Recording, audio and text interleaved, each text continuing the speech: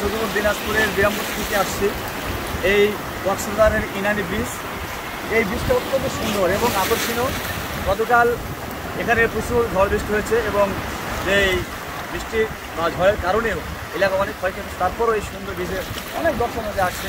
আমরাও খুব এনজয় করছি। এই সমুদ্রে আজকে উত্তাল ঢেউ, এটা অনেক বেশি, অন্যান্য সময়ের চেয়ে এখন অনেক বেশি জোরালোভাবে এই উত্তাল ঢেউ চলছে। তাই অনেকেই সমুদ্রের ভিতরে যাওয়ার ইচ্ছা থাকলেও যেতে পারছে না। তবে এই সিনারিটা আসলে খুব সুন্দর লাগছে এবং অনেক দর্শক এবং অনেক দর্শনার্থী এখানে চলে আসছে।